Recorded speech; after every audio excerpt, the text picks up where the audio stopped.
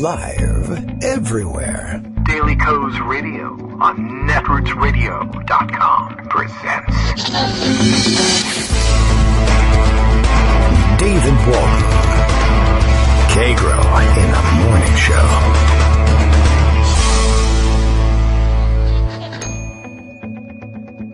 Now, here's David Waldman.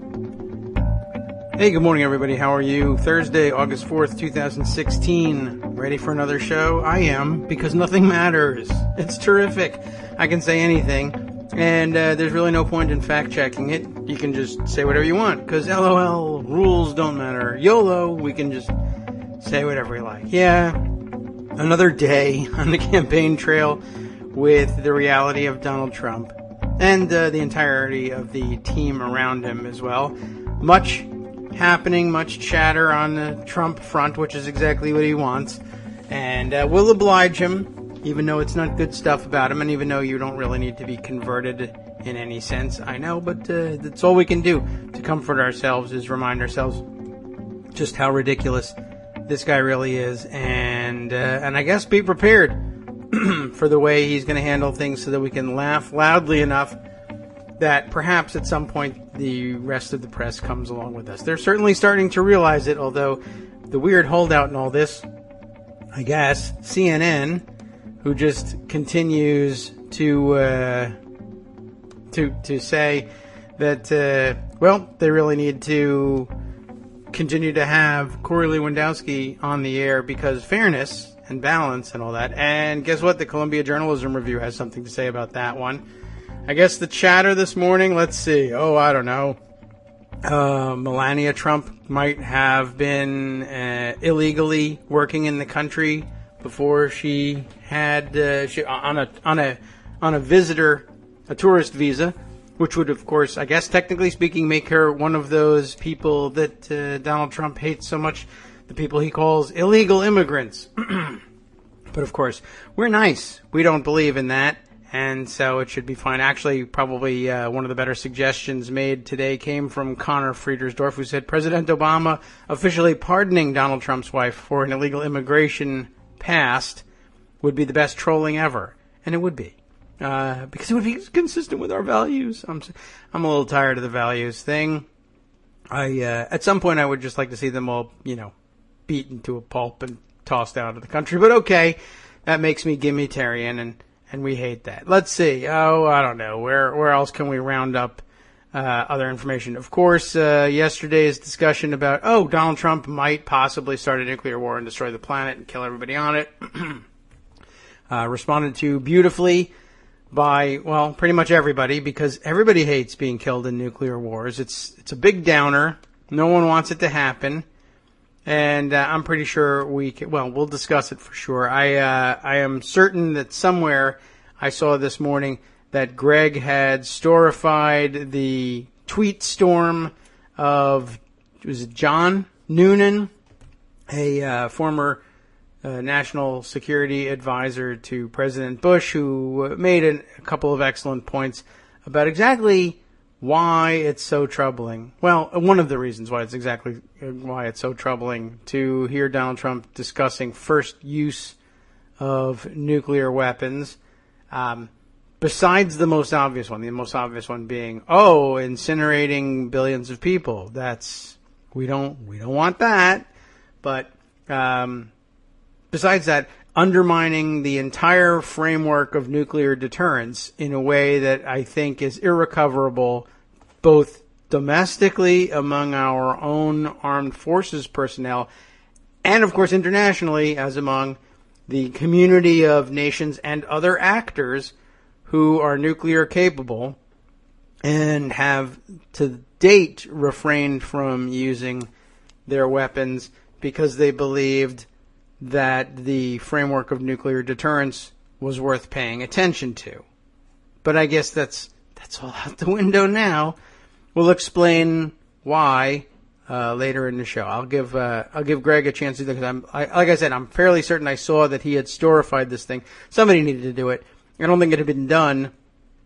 We have a rash of new voices to the tweet storm front who I guess aren't familiar with Storify. I'm not 100% familiar with it. I see what it does, but I never bothered to use it. I don't know if you need an account or anything. But between that and others who are tweeting their tweet storms, one of whom is the Trumpist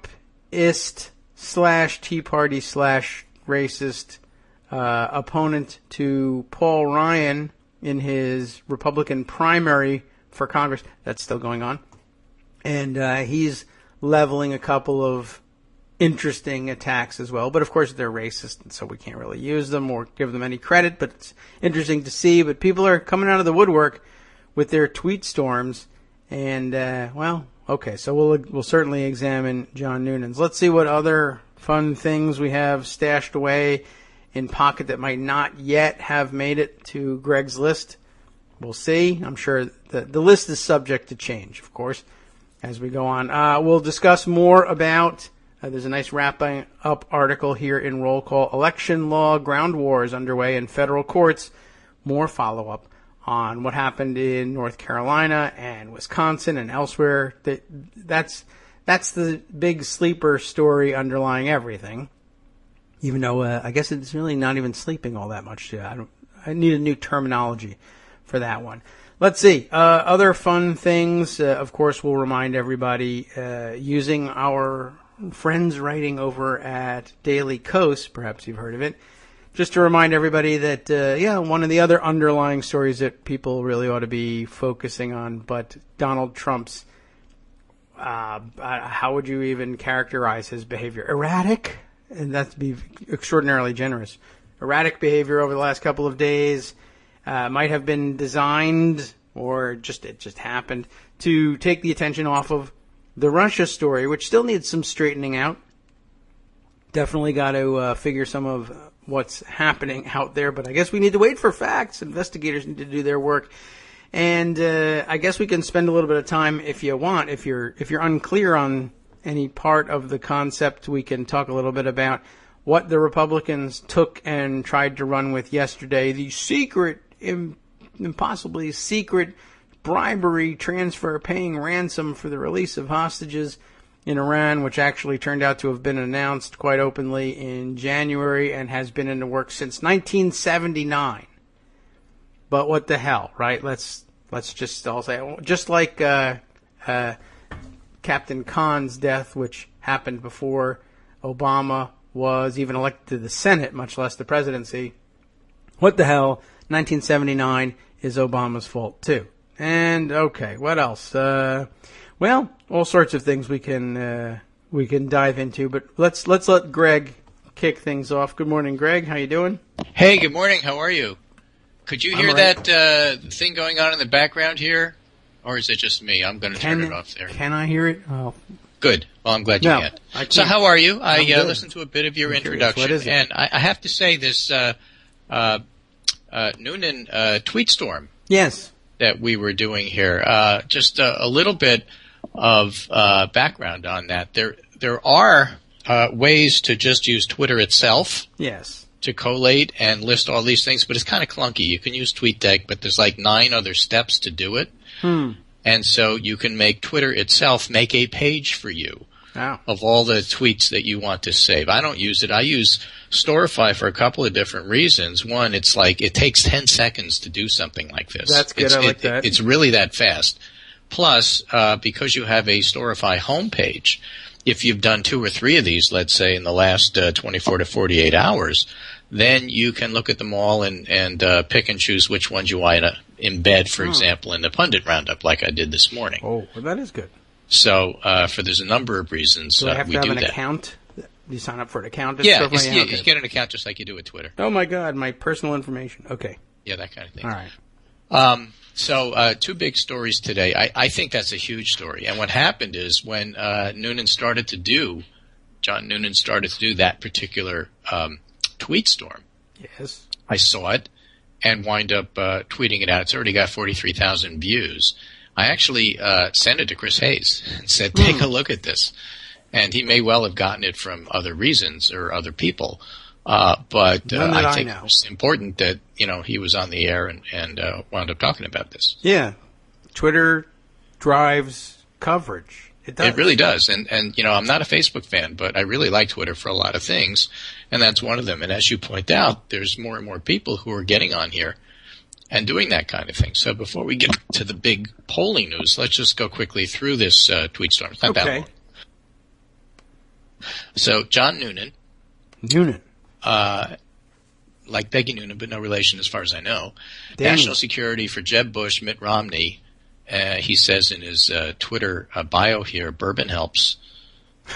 Sell your bonds and pray for America. That's his bio there. Bonds. So he says, I can't get this in one tweet, so bear with me as I air some laundry here on Scarborough's claim Trump's interested in nuclear first use. We talked about this on the show yesterday from the Scarborough show.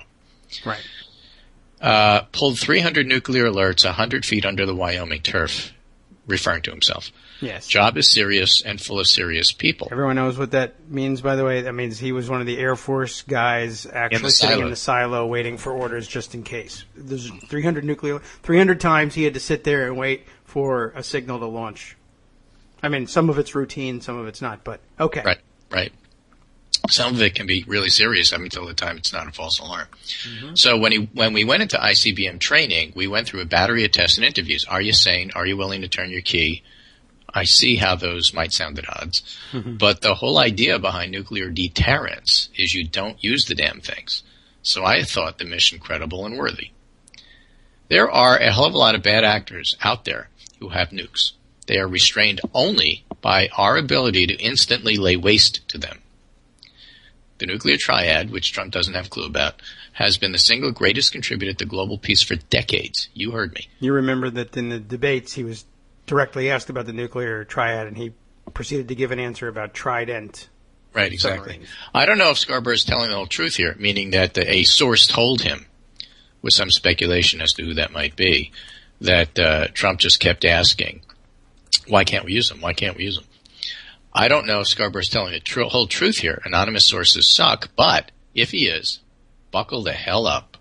Because Trump would be undoing 6 decades of proven deterrence theory. The purpose of nukes is that they are never used. Trump disagrees? This would be the single greatest strategic shift in U.S. national security in decades. In a Trump presidency, our foreign policy would be this. Leave our alliances, fall back on a nuclear first-use policy. Does he understand just how effing dangerous that is? But what really concerns me as a former nuke guy is the idea of a narcissist walking around with nuclear authenticators. I could sit 100 feet underground on alert, knowing the POTUS would not make me do my duty, not unless it was absolute last resort. But imagine having to turn launch keys not knowing if we were under attack or if it was because a foreign leader said a mean thing on Twitter. That's the one that got me. Yeah, the power is there to kill millions, permanently alter the geopolitical landscape. It's a sacred, sobering responsibility. The idea that nukes would be used, say, over Raqqa or Mosul, simply because we have no more allies and it's a simple, easy fix, is nauseating. Simply signaling you're open to using strategic weapons as a tactical solution rewrites the rule book. Russia, China, others will respond. Nuclear deterrence is about balance. Trump is an elephant jumping up and down on one side of the scale. So damn dangerous. But geopolitics aside, I can't get my mind off the young officers on nuclear right now, wondering if they'll soon answer to a madman and be asked to do a duty that should morally be asked of no human being ever. The end. And that's it. And it's also the end of human beings as well. Yeah. So that's the background to all of that. And, what's happening now. Remember, we talked about the 3 parts of the Republican coalition. There's the national security part, there's the economic part, and there's the social conservatives part. And the national security people are the least likely to follow along and vote for Trump. They're the ones that are going to break, as they already have, and say, in this particular case, given the seriousness of it all, I'm no longer Republican, and I'm voting for Hillary. Mm-hmm. Then you have the economic people. It's not surprising they don't know what to do, because for the most part, they don't know what they're talking about. These are laugh curve people. So if they can't make up their mind, that's because they never could, and they don't know anything about what's going on. So skip them for a minute. The most resistant to changing are the evangelicals and social conservatives, because they literally have nowhere else to go. Yes. So that being the case, and we talked about this in terms of other aspects of the Republican, not coalition, because that's breaking apart, but the Trump base in terms of the James Surowiecki, Chris Arnott dialogue about, how racist are the white working class voters, and do they have a home in the Democratic Party if they won't renounce racism? And if the answer is no, that's Trump's base, and they will not desert him because he's saying what they've always wanted to say. But that brings up some really fascinating points. I heard a little bit about it on Morning Joe, and it gets the whole thing about authoritarianism and people who are attracted to it, and what happens when they lose. Yeah. Right now, that's true. The polls are so bad for Trump, and we'll go over them because it's fun. It's not predictive, they're polls, but it's fun. I was enjoying a little dialogue. The Fox News poll came out yesterday, for example. Hillary's up 10. And then there's new polling out for the states this morning, just to give you a hint, that in New Hampshire she's up by 15. In Michigan she's up by 9. In Pennsylvania she's up by 11. And Brian Beutler and Benji Sarlin were chatting on Twitter and said, the Nowcast, that 538, is just going to go nuts with this. And Beutler said, it's probably going to be like 114% chance of Hillary winning today. And I chastised them, of course. I said, you can't really pick on the Nowcast. It's very sensitive. So you can't really be, looking at that. You have to look at the polls plus. That gives something like a 70% chance. And I see Marcos just put up a new post on Daily Kos about the bounce. So, again, if you look at polling data, let's say from HuffPost pollster, and you look at the aggregates and you set it on less smoothing so you get the most sensitive look, you're talking about a 9-point lead. Otherwise, it's a 7-point lead in the normal way of looking at it. It's not small. She's really doing quite well. And part of the reason is people are realizing that now the conventions are over, you have a serious choice to make between a crazy guy who's not qualified and somebody that you may not like, but who clearly is qualified. And so people are making that choice. And even in New Hampshire, for example, Hillary's favorable and unfavorable is up to 45-45. So that can move. And as people start to get rid of the protest vote and start thinking about a serious vote, we may well see this so-called bounce maybe not really be that much of a bounce. She may keep that lead going. And if that's the case, again, we're less than 100 days out, so the polls are starting to get real now. And we have the real chance of Trump losing. Now what happens? The only thing keeping Republican leaders on the Trump train is thinking that they want to minimize their losses. If he's down by 10, that's the only thing keeping them there. We talked about this yesterday. You could disrespect Mexicans, and you can insult a judge of Mexican heritage, and you can do all sorts of things about not truly understanding what sexual harassment is.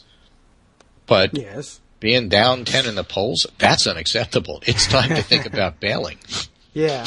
Well, between that and, of course, we learned yesterday that all the things that he's done before are all meh, but failing to go to bat for the Republican team, including the fact that Melania is here on legal citizenship. Yes, I liked the great idea from Connor Friedersdorf. I don't know if you heard that one in the introduction. Best troll ever would be for President Obama to offer her a pardon. Right, which would be fine. And again, she's a citizen. That's not the issue. The issue is the hypocrisy, of course. Yes. Anyway, get they're killing all us of this on the into news one box. modeling Put it all overseas. into one ball and say, look, you got these really hardcore Trump supporters. Maybe they're authoritarian. Maybe they're racist. Maybe. But they support him. He's losing. And what happens to them after he loses? Yeah. Where do they go? They all have T-shirts that say they want to vote from their rooftops. Yeah. So, they're trying to delegitimize the election with a good bit of help from the media who can't acknowledge that Clinton's actually doing some things right. It has to all be, Trump doing something wrong. Reminds me of that Chicago Tribune after the nomination at the Democratic Convention, which had the big headline that said Clinton nominated, and then they showed a picture of her husband. He is a Clinton. He is, and she was nominated, not him. Right. You know, Yeah, but, you know, maybe they were trying to do it as a rebus, and they forgot the rest of it. Well, it wasn't an accident, is all I can say. So you have the media doing their bit to subtly delegitimize things. You know, everybody knows she's unpopular because that leads every story, despite the fact that she happens to have a big lead. Yes. You know, but what happens to them? How do they deal psychologically with the fact that when they tweet this morning, they're really on Twitter in a big way this morning, showing up in my Twitter feed where they normally don't. These polls are crap. You can't believe them. You'll see. We're here. We're not desert. You know, fine. What happens when he loses? Where do these people go? What do they do? Well, I think that's a big concern. It is. I mean, he spent an awful lot of time telling them, well, if that happens, it's not legitimate. It's not a real result. And it's funny. I'm sure they will think that they're coming down on the side of law and order to resist. Let me say something that's going to get you in trouble because I'm going to leave. Me. Well, already? We'll save it. No, but when I leave. Okay. All right? And I am not in any way, shape, or form comparing Bernie Sanders, who was a mensch, to Donald Trump, who was a madman. They both begin with M. I suppose. But when you lose an election, you are supposed to congratulate the winner. This is part of the reason. Yeah. You don't go around saying, I refuse to concede. You don't go around saying the whole thing is rigged. You say, I lost fair and square. I congratulate the winner. Bernie did. It took, in my personal view, a little bit too long for that to happen, for me to feel comfortable with it. That's not leverage. You can concede and you can say you lost and now say, but I won't endorse until I get X, Y, and Z from you. And that's a perfectly legitimate political negotiation. But the bigger picture of trying to delegitimize elections. Yes. We went through this in 2004 with Kerry and Bush and Ohio.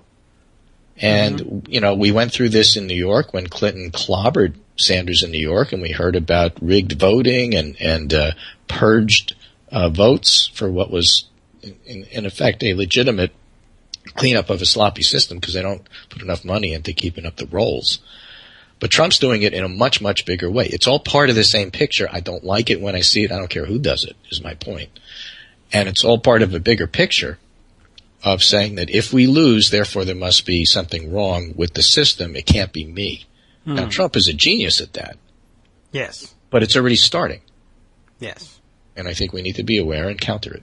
I agree. I did see, I picked up a small video clip that was making the rounds last night of just how big of a mess are New York's voter rolls after all. And now I guess Donald Trump will be renewed in his fury about it. But did you happen to catch this piece from that stellar journalistic outlet, Access Hollywood? No. I don't know. I don't watch Access Hollywood. Me neither. But I did yesterday, at least this clip from 2004. I don't know if it got re-aired or whether somebody brilliant dug it back up and then hid their tracks on it. But it looks like it might be a throwback piece from Access Hollywood from 2004, in which one of their hosts, who, by the way, it turns out to be Billy Bush, who I never heard of, but is actually a relative of the actual Bush family. Really? It was pointed out to me. Yes, he's Where's on he Access Hollywood. But he went with Donald Trump in 2004. They decided to sort of mark Election Day. This is how Access Hollywood does Election Day. We're going to go voting with Donald Trump. So they shadowed him for the day, riding along in the limo and bringing the cameras and everything. And it's a great piece. It only runs a couple of minutes. We'll circulate it in the Post this afternoon. Trump goes to try to vote, and he has no idea where his polling place is. Yeah, this I heard. Didn't he have to go to like 3 different places he went to before 3 different he could places, figure it out? and then still didn't figure it out. At that point, somebody told him, well, why don't you take a provisional ballot, fill it out, and if we can figure out if you're registered somewhere, it'll be in the pile with the provisionals, and it'll probably get counted. And at no point did they actually establish that the man is registered to vote, which is amazing. And they never say that. They just show how difficult it is for him to figure this out. And this is by the way, with a limo and a body man and a camera crew. So for those people who think they are and actually know that they did try to register to vote and still can't find it, I suppose that's only going to bolster their case. But we know, of course, for instance, that his kids weren't registered in time to vote for him. Nobody ever asked, did you vote? I don't think. Did they have did they get any news footage of the candidate casting his ballot kind of thing on primary day for Trump? I'm not even sure. I'm not even sure. I know they didn't for his kids because they couldn't. Yeah, right. That I remember, but I don't know whether because they forgot to register. I don't think the guy has ever voted, and it's relevant for a number of reasons, not the least of which is no. He voted 3 times. He was used to front.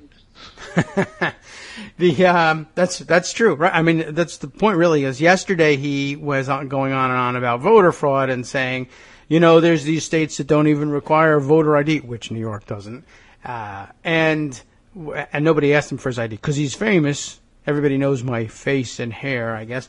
But he went on about without voter ID laws, you're going to have people, and you might even have it now this year, voting 10 times. They just go from polling place to polling place and cast ballots. In 2004, he went to 3 polling places, and nobody let him cast a ballot, even without ID. So I think that's pretty interesting. But just another of the long list of stories in which he's a complete backwards-ass hypocrite. But okay, just add that one to the pile. Right. Anyway, let's look at a little bit of polling here because there is stuff out. I'm going to start with one of my backwards favorite polls. That is to say, it's a screwy one, and I keep scratching my head every time I look at it. But it's the USC Dornsife LA Times tracking poll. It's extremely resistant to Clinton, and even as of July 27. It had Trump 47.4 and Clinton 40.1. So it actually had a 7-point lead for Trump, and nobody else was showing that. Yes. They did show a slight lead, but nothing like 7. The only other one that showed that was Rasmussen. Today, 8-3, it's Clinton 44.8 and Trump 44.2. This poll it's like a week's worth of a panel together. So it's very slow to change. But his favorite poll has deserted him, which I think is somewhat significant. And at the same time, again, we have a number of different state pollings. The WBUR poll, I think, is interesting in and of its own right. It's Steve Cosella, who's a pretty good pollster. And the write-up here talks about a dramatic post-convention bump, and she leads Donald Trump by 15. But also, Maggie Hassan has a big advantage in her bid to unseat Republican Kelly Ayotte. She's leading by 10. So this is an example of Trump starting to take down some of the down-ballot stuff, which, of course, is hugely important. Yeah.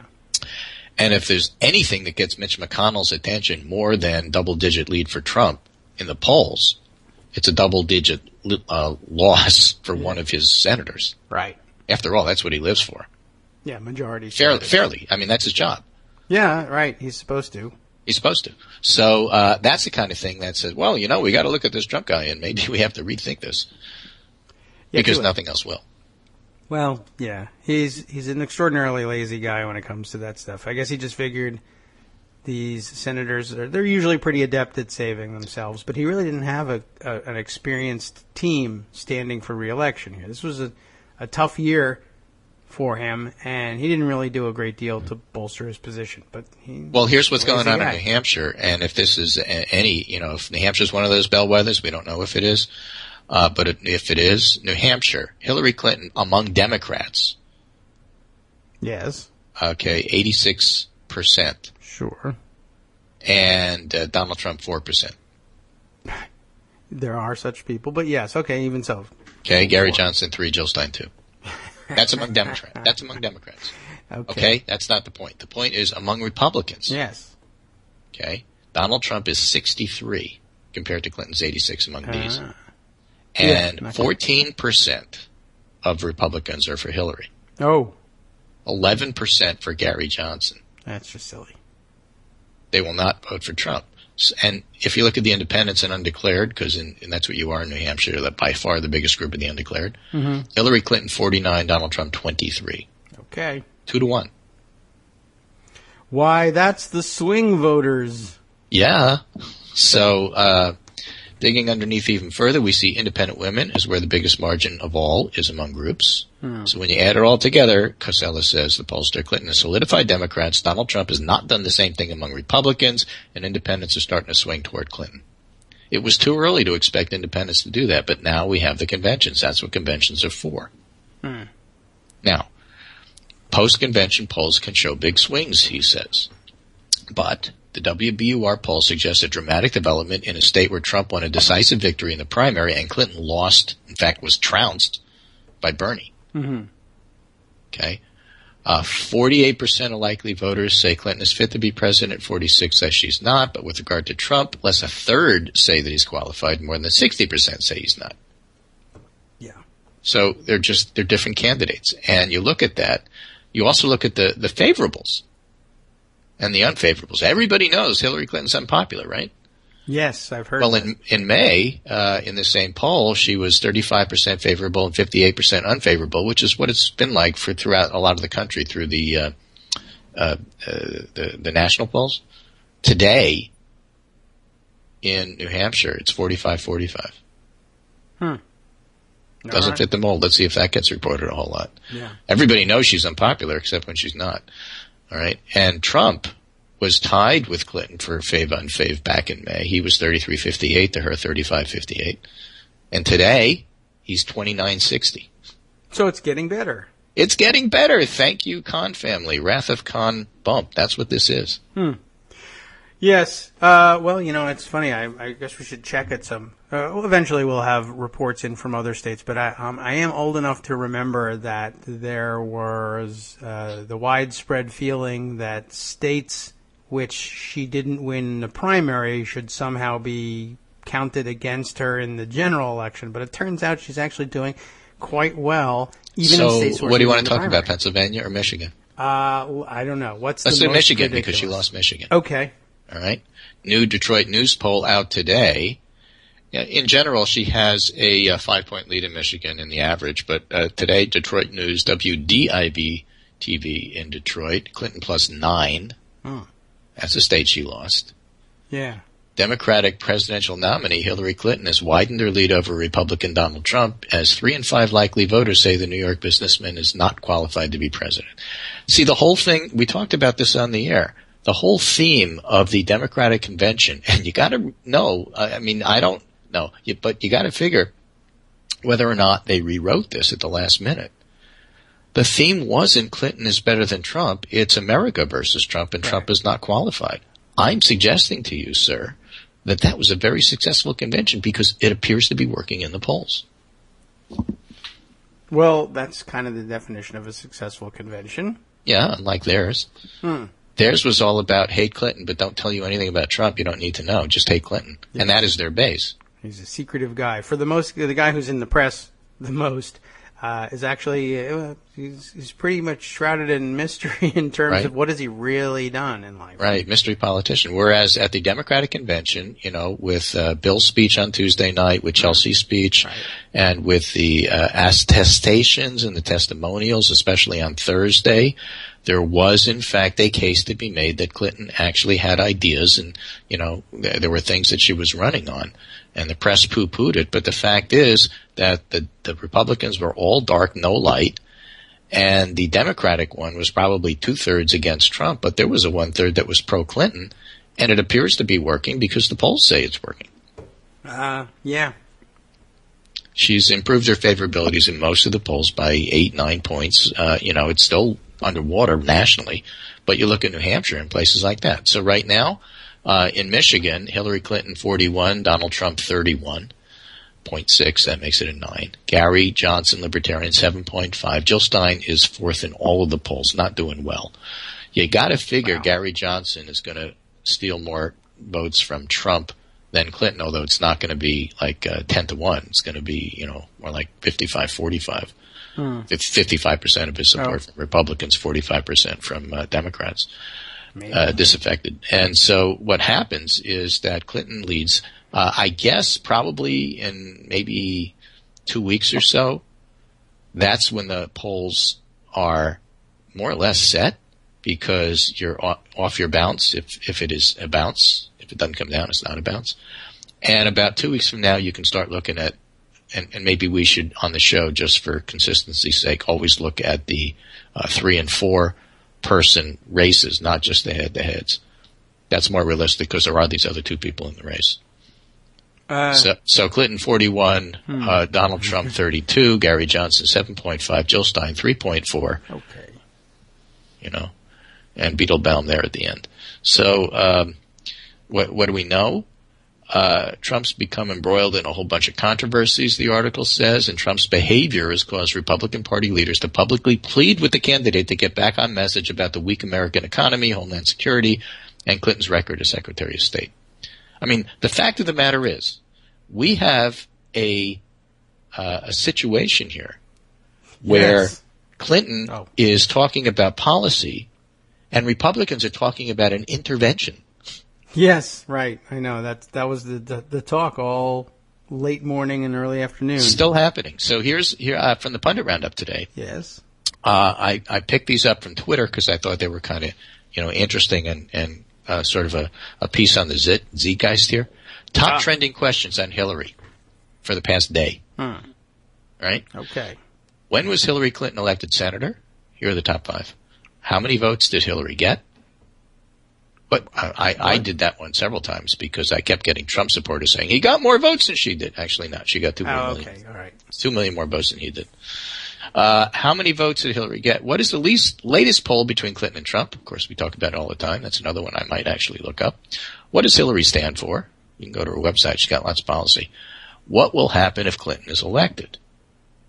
Now, that's a reasonable question, part of which it's twofold. What will Clinton do? But also, what will Trump supporters do? And what will Trump do? We were just talking about that. Yeah. So I think those are all interesting questions. That's but look at what you get with Trump. Internet, but okay.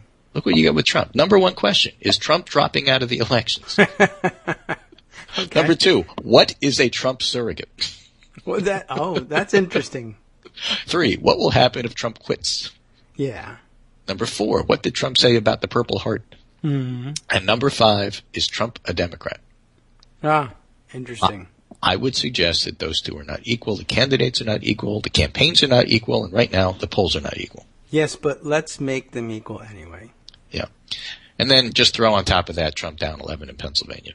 All right. Remember, the Trump campaign said they cannot win if they don't sweep Pennsylvania, Ohio, and Florida. What I meant was Trump is down 11 in Pennsylvania, so Pennsylvania doesn't count. Right. I have secret states. Yes, we're going to bring other states into the union, and that's okay. It's called management. You just do it. We'll have a fun. So I asked the old media question, why isn't Hillary leading by double digits? But now that she is, the new media question is, why isn't she leading by 35? That would be arrogant. Well, she obviously failing. And if she's ahead, it's got to be him. So 10 points here, quick 10 points. Number 1, Trump will not and cannot change. Number 2, the GOP is obviously divided, particularly if McConnell and Ryan start getting nervous about their majorities. Number 3, the Democrats are united. We saw that in the New Hampshire data I just gave you. Number 4, Trump will remain the nominee. The only mechanism to get rid of him is for him to quit. You can't force him out. So there's a mechanism for replacing him if he does quit or die, but you can't force him out. So he's the nominee. So all the stuff about him quitting is stupid. I guess. Well, yeah. Plus he loves it, so. Yeah, because he would have to admit that he lost, and he hates doing that. He's a narcissist, so that's not happening. Yeah, although there is that speculation of if it ever dawns on him that, hey, I'm really just not going to win this thing, and I can't even be bothered to. I mean, suppose I lead a revolution afterwards. That's very time consuming. You don't want to do it. Right. I'll just say it's rigged and say it's not my fault. Here I'll find somebody to blame. I'll blame Manafort. Yeah. I'll blame Ryan. Right. We can't even interrupt his daughter's wedding. That can't be the excuse. Does Perot have any other daughters who get married? Oh, yeah. I wonder. Maybe he can interrupt it to go to their wedding. They can call each other the billionaire bat phone. Well, the billionaires are not kind to him. There's yet another different one. They might not answer. Who's now going to vote for Hillary, who I was not familiar with, but that's on top of the Cubans and Buffetts and Bloombergs. Anyway, Trump is going to be the nominee. You're stuck with him. GOP defections are still happening. Yes. The GOP base is not a majority. They're an angry minority, right. But they're not a majority. The polls clearly favor Clinton. And I got news for you and your listening audience. Trump is going to lose.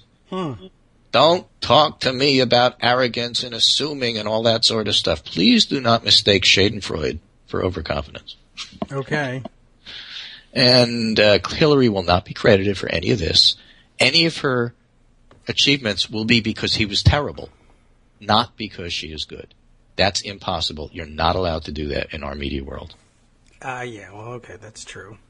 And those not running her campaign, by the way, are going to have plenty of unsolicited advice for her. Always true. Here's what let me mansplain to you how Hillary should run her election. Yeah, although here are the things that I'm not happy about that she's not doing. Yeah, it doesn't matter. If it candidate had been Sanders or any male or anybody, it's always true, but it's going to be triple true for her. Yes. I would agree. And plus people already wrote those pieces in 2008 and they can just use them again. So we got Chris Eliza even saying, there's a piece here, again from the Pundit Roundup, Donald Trump's Washington Post interview should make Republicans panic. Oh.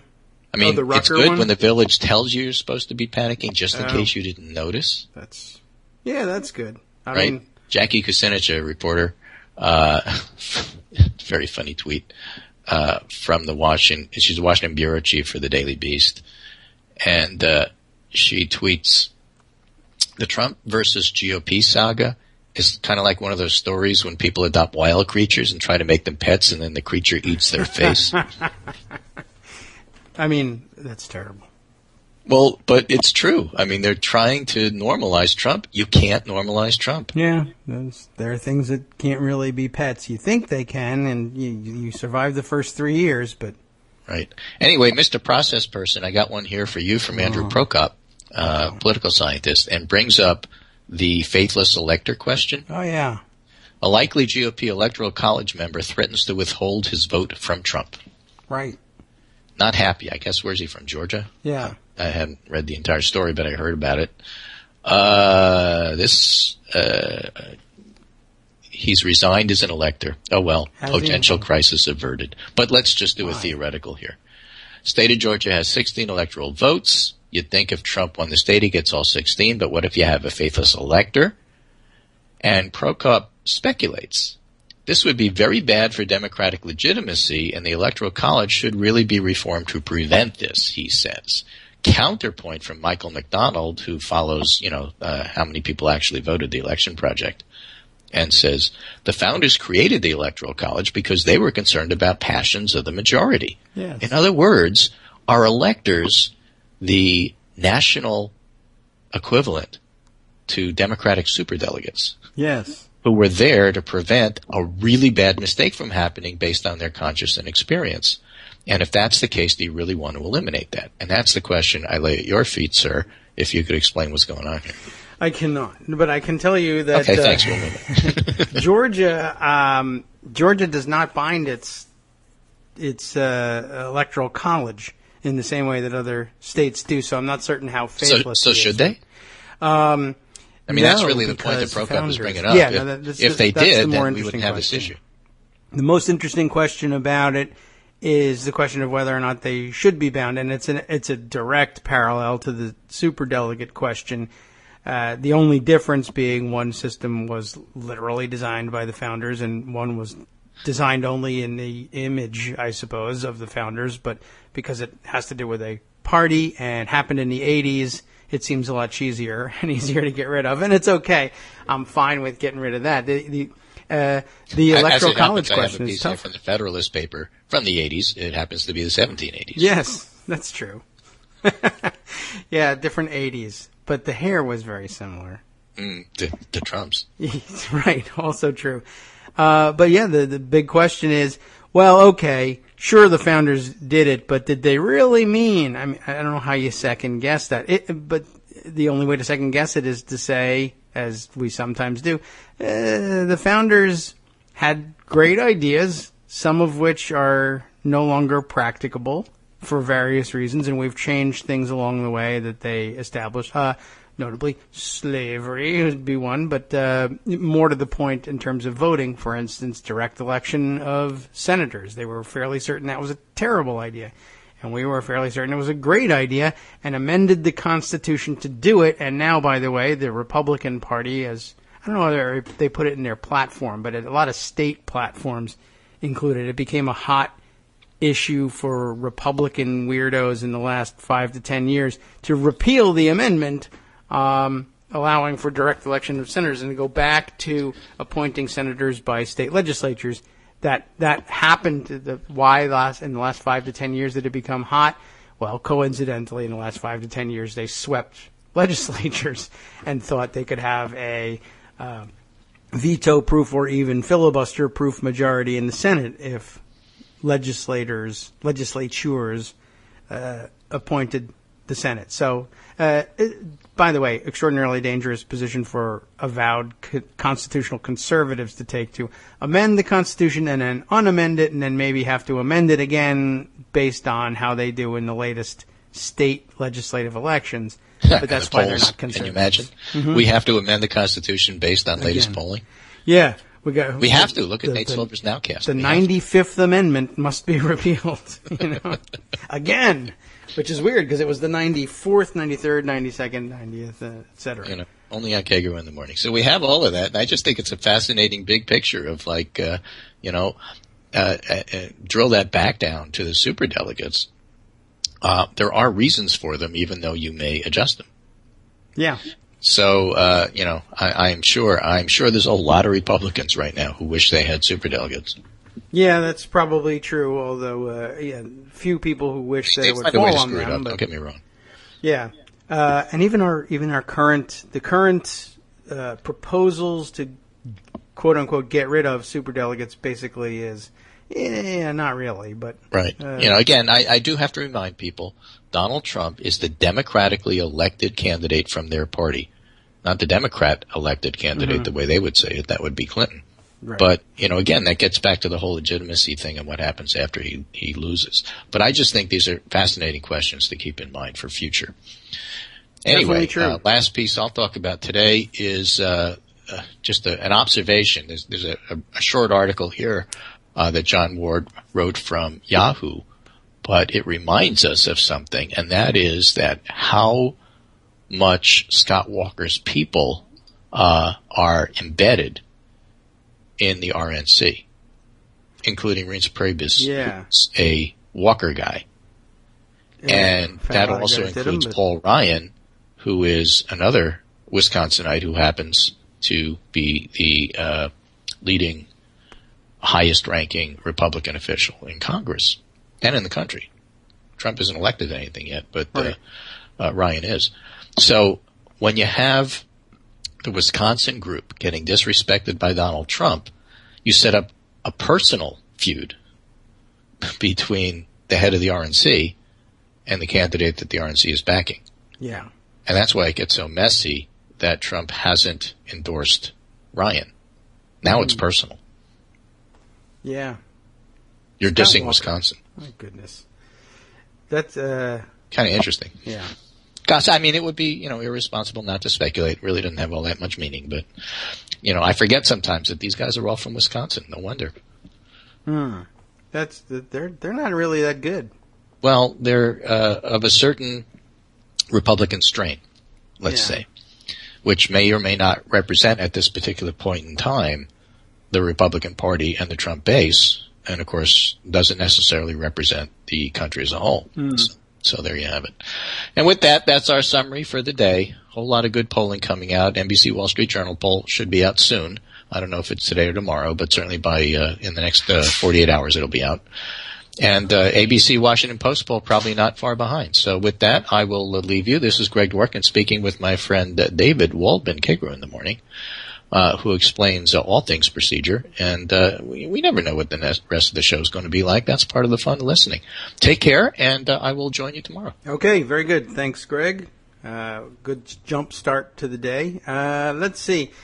Wow, where to start? Okay, well, I do have a piece here on the Georgia electorate, but I buried it under a ton of other Trump things. Let me see if I can't pull this one up. Comes from the politics blog at the Atlanta Journal-Constitution. So that counts as going to the ground, reading a local report. And there's some updates to it. The update being, I guess, the guy is resigning. But let's see. Shall we put that? I guess we'll read it to you the way you would if you were picking up the old paper Atlanta Journal-Constitution. Although I don't know if the blog would be in there. So maybe that can never even happen. I'm not sure. Anyway, the GOP elector, and that's all that typically matters in Georgia, the electors that the Democrats would name to the Electoral College should the Democratic candidate carry Georgia.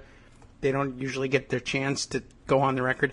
Georgia GOP elector who balked at Donald Trump resigns, which is probably the best way of resolving the issue. I'm even hesitant to say that because maybe it might even just be better for the country in the future to test it on this, particularly if, and maybe this is why they resigned. I guess now that there's some danger that Clinton could win Georgia, well, then he wouldn't have a problem. And were Donald Trump to win Georgia, as you would expect to be the case, but the rest of the Electoral College be a landslide in favor of Hillary Clinton, then he could test the faithless elector problem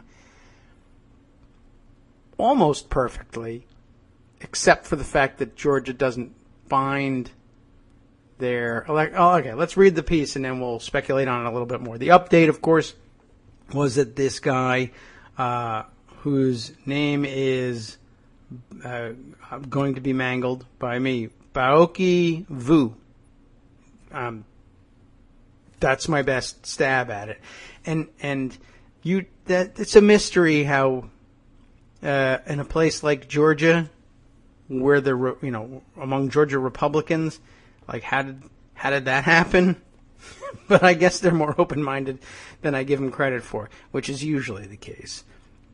Because I'm such a bigot, you can be a liberal bigot. It's okay. Well, not a liberal one, but a socially liberal bigot, but a capital L liberal bigot. No, because you can't come to bigotry. Okay, but I make mistakes. Anyway, the Georgia GOP elector who balked on whether to support Donald Trump has resigned, said Georgia GOP spokesman Ryan Mahoney. More details to come in a separate post. That also, by the way, brings to mind a good set of questions, like why. I'm not certain that that's really the way you want things to run in terms of even the guy resigns and it's announced by the Georgia Republican Party spokesperson. There seems to me you'd want more arm's length between your electoral college members and the party structures there. Maybe that's something we can talk to or find out about more. We do have some access to somebody who's at least one person and probably a few more who've participated in the Electoral College system as electors before. And I'm sure it's all about political connections, certainly. I mean, it makes a great deal of sense. But I don't know if you would really want the party spokespeople handling this as official business for them. Okay, well, anyway, Jim Galloway, writing in the blog for the Journal-Constitution here, says, originally, in the original story, I just finished a highly unusual telephone conversation with Baoki, B-A-O-K-Y, Vu, V-U, a naturalized U.S. citizen and longtime GOP activist in Georgia. Vu will be on the November ballot, as is the case with electors, as an elector. Now he won't. A constitutionally mandated stand-in for Republican presidential candidate Donald Trump. And I guess that's why it's a party position. The party has the ballot line. And not all states do things this way. But Georgia is, I guess, one of the several that do. They'll put the names of the electors on the ballot. Not everybody does it, and they just simply say on the ballot, electors for Donald Trump and electors for Hillary Clinton, and you vote for the candidate of your choice, and who the electors are up to the party. And I guess that's okay, but still, that's an odd thing. I don't know. There's just something. It's not like the Electoral College should have its own spokesperson, but it does seem like you want more arm's length there. But I guess it serves as a good reminder of just how rigged the system really is. Anyway, Vu will be on the November ballot as an elector, a constitutionally mandated stand-in for Republican presidential candidate Donald Trump. As we said, should Trump take Georgia, Vu would have been one of 16 Georgia members of the Electoral College who will formally decide the U.S. presidential contest. Vu has just put out a statement saying that he cannot bring himself to vote for Trump in the November general election, and he might not vote for Trump as a member of the Electoral College either. Georgia is one of 21 states, it says here, that do not require its members of the Electoral College to adhere to the results of the popular vote in their state. They always have, but they're not required to, and it might not even be always. I have the right to vote for a write-in candidate in the Electoral College, Vu said. Vu is a Decatur resident and serves on the governing board of the Technical College System of Georgia and is vice chair of the DeKalb County Board of Voter Registration and Elections.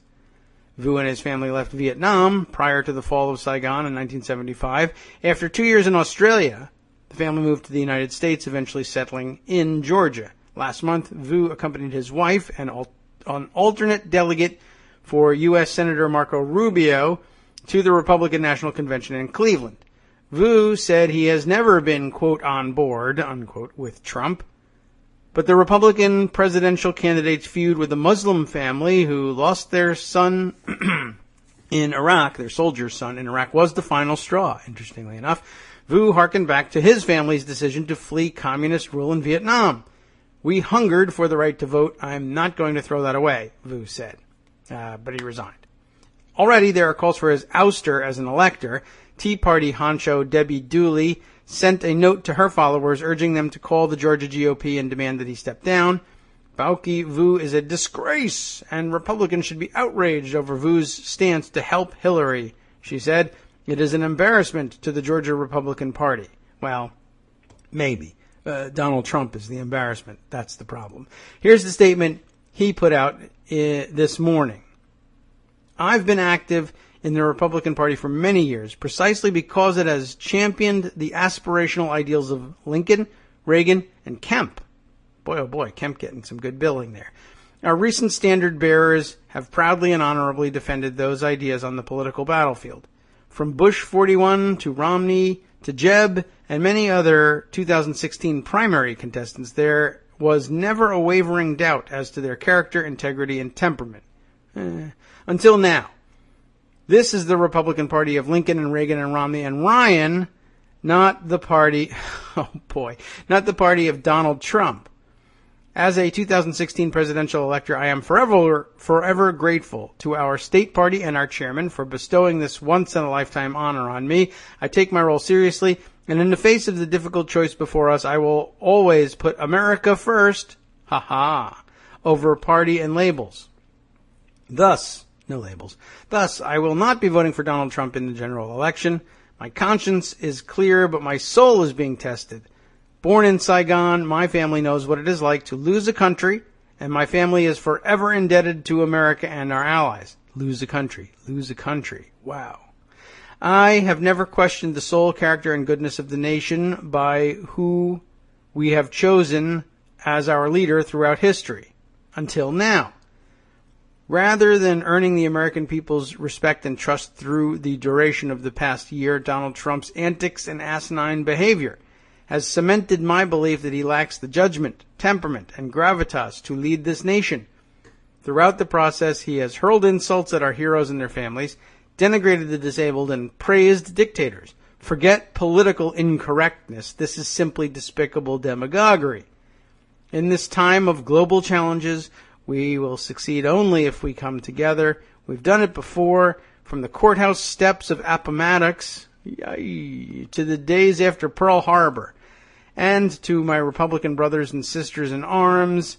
Arms? Ayo. Politics should be an honorable sport. Rather than fighting to defend the indefensible, let's live to fight another day. An interesting perspective, to say the least. It would have been an interesting test of the electoral college in general, and the not quite a faithless elector question. Although I guess it would be, it certainly would be the faithless elector question that, if any, were contemplated by the founders. This would have been it, because I don't think that they would have, well, they wouldn't have been working in the system wherein the other half of the states bind their electoral college members. But I guess the states that do bind them, I don't know by what mechanism. I mean, it's statutory, I'm sure. But you'd have to read exactly how it was put and what language was used to see if you could determine what states would do about it. I guess states that bind their electors would have an easier call of things in terms of, well, what to do if a faithless elector shows up.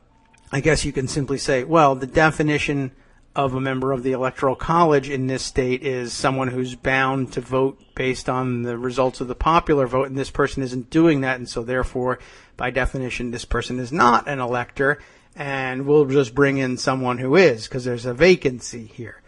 I guess in Georgia, if you're not bound, that would be more difficult to do. The way to take care of it is ahead of time, have that person replaced. And I guess Vu has done a thing which could be among the many options which are right, and make it less a story about him than, I guess, a story about his disinterest in participating in a system. It's a once-in-a-lifetime honor, to be sure, but it's no kind of honor if you've got to vote for Donald Trump. And I suppose he fulfills his mission by simply saying, yeah, that's not going to happen. I'm not going to do it. I want to be open about that. And if you want to replace me, I guess you can. I don't know whether I don't know what sort of issues go along with being replaced as opposed to resigning. And maybe, I don't know, maybe perhaps they may have said to him, someone may have said to him, if you resign, I won't, let's say, use my position in the state legislature to push for your ouster from the, what was he, the governing board of the technical college system of Georgia. Although you might still have to resign as vice chair of the DeKalb County Board of Voter Registration and Elections, or the other way around, or neither. I suppose it's possible that they decided that those official positions he could preserve if he would just resign. Or maybe he's giving them all up. I don't really know. I'd be interested to find out what was happening with those other positions, and that might be why he ended up resigning, rather than sticking to his guns and saying, you're going to have to remove me. They probably also showed him, well, it would be a fairly simple thing for us to remove you now. The ballots haven't been printed. The deadline for submission of your names is probably still open, or for making a replacement. So I guess that the mechanisms for replacing him weren't that difficult, and he just figured, might as well resign and get out of the way. Anyway, interesting question, to be sure. Kind of would like to have seen that one happen, just to remind people of the fact that the Electoral College exists, and it's complicated and weird, and I always like when esoteric things like that happen, even if they happen to our detriment. There's always a part of me that says, God, this makes it so interesting, and even if the outcome sucks. I suppose I could wish for a better outcome, but yeah, I like those kinds of stories. Let's see. Other fun things that perhaps we ought to discuss. And if we go backwards, we can talk a little bit about Donald Trump being a terrible businessman. If we go forwards, we can talk about interventions and Corey Lewandowski and nuclear weapons and rigged elections. I'm not really sure. Maybe we'll catch up a little bit. The other day, was it Monday at this point? when Donald Trump was in Virginia having his rally at Briar Woods High School in Ashburn, Virginia, and then sitting down with Philip Rucker at the Trump National Golf Course in Sterling, Virginia, Lowe's Island. I wonder where he likes probably the ritzier, more upscale sounding Potomac Falls, as it's sometimes referred to here. Anyway, I wanted to pick up on this piece here. Betsy Woodruff for the Daily Beast, picking up on an aspect of the rally which was glossed over, but is somewhat funny, and I get to rebut some of it too. Trump tells Virginia town it's failing, and cites the wrong place. Among the areas that Donald Trump decided to dump on in his rally, he insulted Harrisburg, Pennsylvania, said it looked like a war zone from his plane. And he also said, I believe, upstate New York was largely a disaster as well. But this is an interesting tactic. He also went on to say, basically he did it this way, you know how rallies and concerts and the like go, hey, how you doing, Ashburn? You guys suck. Crickets. You're the worst. It's terrible here. The economy is crap. That's his speech, which is weird. Because, well, for a number of reasons, not the least of which is you're not supposed to show up and do that. How you doing, Los Angeles? Boy, are you the worst. How about it? Can we have a hand for how crappy you people are? But it works for him, somehow. It says here, Betsy Woodruff's piece, whoever prepped Trump for his visit to Ashburn apparently has never been there before. And that's not hard to believe. When Fawad Rahimyar, how's that for mangling a name, learned Donald Trump was coming to his neck of the woods, he hopped on Facebook. He's a rising sophomore at George Mason University, and he's Muslim. And he's also a big Bernie Sanders fan during the Democratic primaries and isn't quite sure he's ready to vote for Hillary Clinton, but you need to get ready. But anyway, he's certain Trump would be a disaster, so with less than a day's notice, he and a few other friends rounded up about 24 people to infiltrate the Trump rally, cause a disruption, and do a bit of protesting. Interesting sort of side note to my interest in the story, but it's a brave thing to do. Let's read about it. They woke up early, waited in line for hours to get into the Briar Woods High School auditorium. After Trump started speaking, they turned their backs on him and held up their hands in peace signs. Rahimyar took off a plain black shirt to show the one he was wearing underneath. It read, Islam means peace. They all got escorted out and spent the rest of the event outside, waving signs and arguing with Trump supporters. Donald Trump really, really wants to win Loudoun County. This is the part that, it's true, but not true. The absurdly wealthy, I don't know how absurd it is, absurdly wealthy Northern Virginia county, where the rally Rahimyar protested took place. It's true that Loudoun County has been at the top of the lists of how do they usually put it? It's on the top of the lists of household income or per capita income, average, I guess. Anyway, because you'd think that this was like Beverly Hills. We live fairly modestly here, although I would say on the same amount of money that we spend to live fairly modestly here, I and my neighbors, we could probably live in fabulously wealthy conditions elsewhere, but it barely makes it to, it's not like we're scraping by, I guess, but it's a middle-class existence, to be sure, for the vast majority of me and my neighbors. But of course, Loudoun County is big and holds all sorts. I guess there's also a large part of the county which is horsey set, and so there's an awful lot of money there. There's also a lot of government contractors, defense contractors, etc., who pay their people enormously well, and they live in gigantic McMansions scattered throughout the county. I just live in a nice little townhome development, which is, it's nice, and it's, I guess it would, the cost of the townhomes here would probably pay for McMansions elsewhere in the country, in some other states, just extraordinarily expensive here. But okay. I don't know. I don't feel absurdly wealthy, but, it's a relative thing. I'm making excuses for myself. Okay. Well, what can you do? Anyway, Trump did manage to recognize that in his speech. It's pretty wealthy here, on average. There's a lot of people making up for the rest of us, I guess. And by the way, wherever wealthy people live, there also needs to be access nearby. And here it's happening we don't import our labor force from outside the county, generally speaking.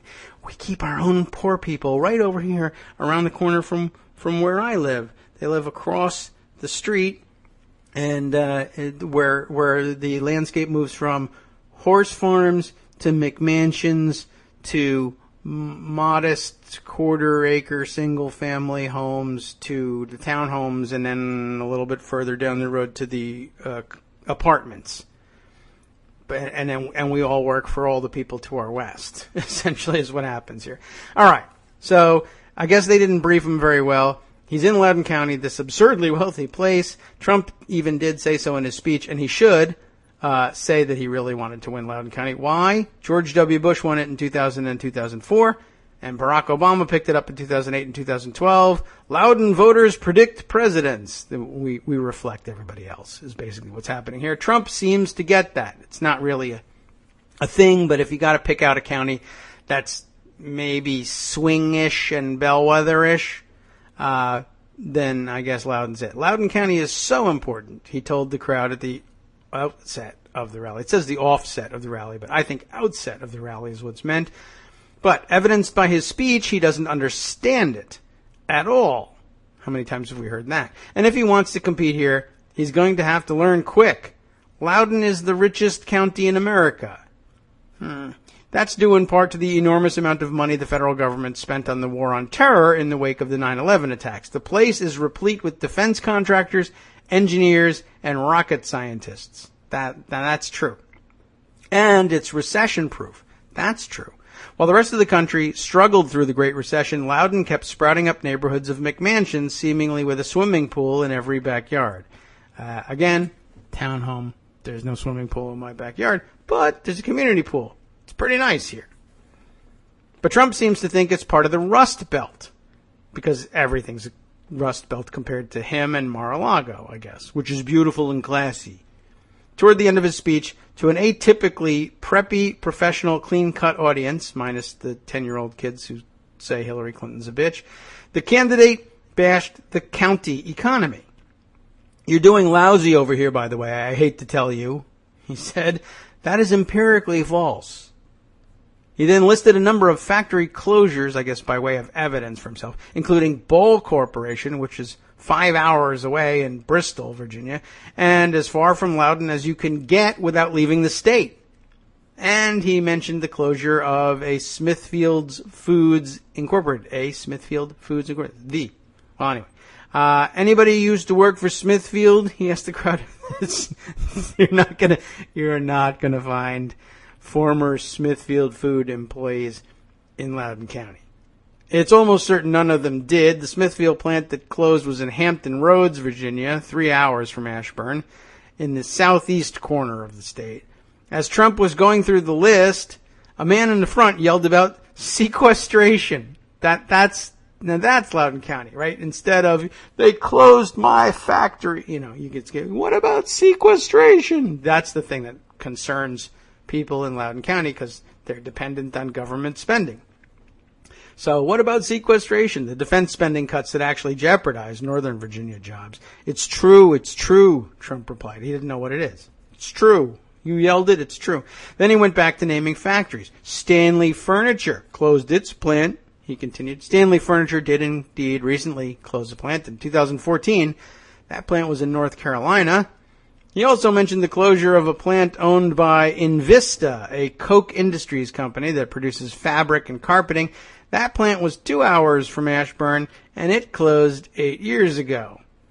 Then Trump discussed job losses in North Carolina, Pennsylvania, and Ohio. He wasn't completely tone deaf.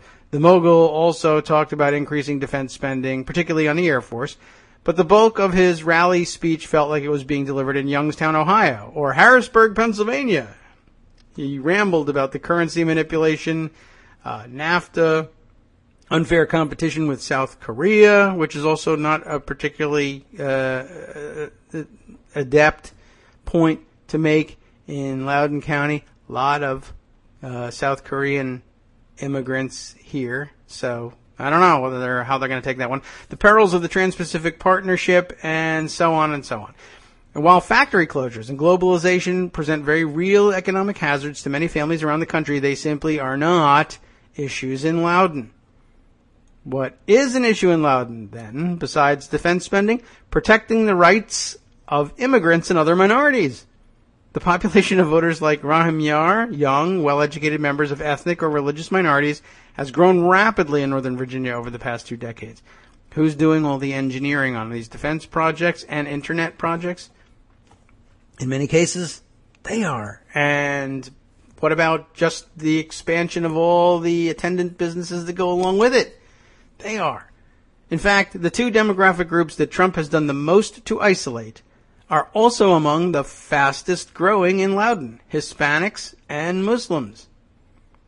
Loudoun's Hispanic population is also large and growing. Hispanics make up almost 14% of the county's population, according to the Census Bureau data from July 2015. I know where they are. They're in the apartments down the road from me. According to 2010 data from the Association of Religion Data Archives, only 15 U.S. counties, in the entire country, only 15 counties have more Muslim residents than Loudoun.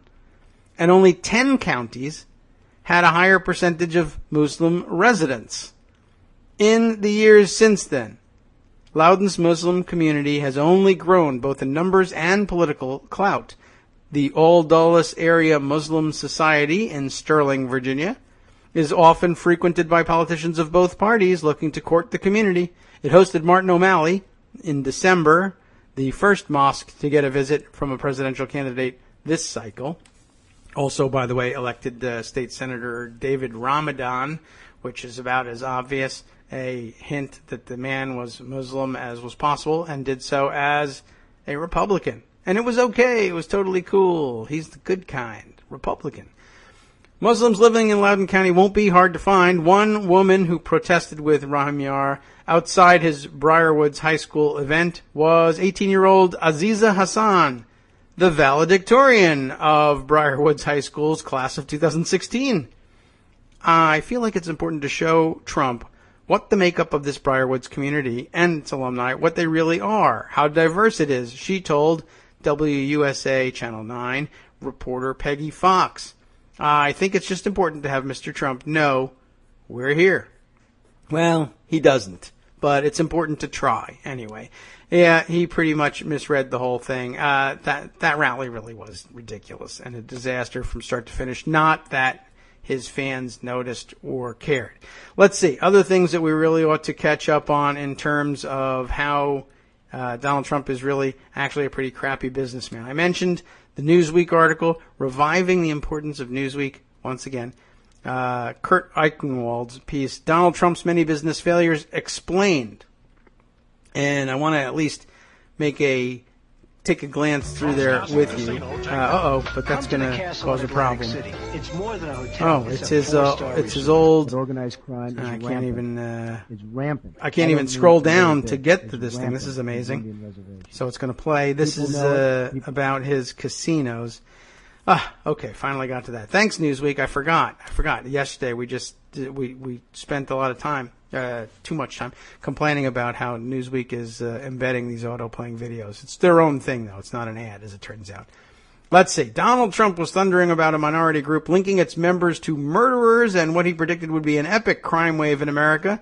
His opponents raged in response, some slamming him as racist, but Trump dismissed them as blind and ignorant of the real world. No, this is not a scene from a recent rally in which the Republican nominee for president stoked fears of violence from immigrants or Muslims. This was 1993, and his target was Native Americans, who, it's going to be difficult to get rid of our Native Americans, particularly those running casinos, who, Trump was telling a congressional hearing, were sucking up to criminals. He knows, because he does it. So he's the only one who can fix it. You know how that's going to go. Trump, who at the time was a major casino operator, and later a major casino failure, appeared before a panel on Indian gaming with a prepared statement that was level-headed and raised regulatory concerns in a mature way. But in his opening words, Trump announced that his written speech was boring, so he went off script, even questioning the heritage of some Native American casino operators, saying they don't look like Indians, and launching into a tirade about rampant criminal activities on reservations. If Indian gaming continues as a threat, it is my opinion that it will blow. That's what he says. It's my opinion that he blows, but that's neither here nor there. What he means is it will blow sky high.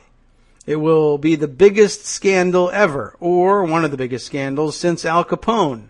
Trump said that an Indian chief is going to tell mobster Joey Killer, boy, he's really stereotyping everybody on that one, to please get off his reservation is almost unbelievable to me.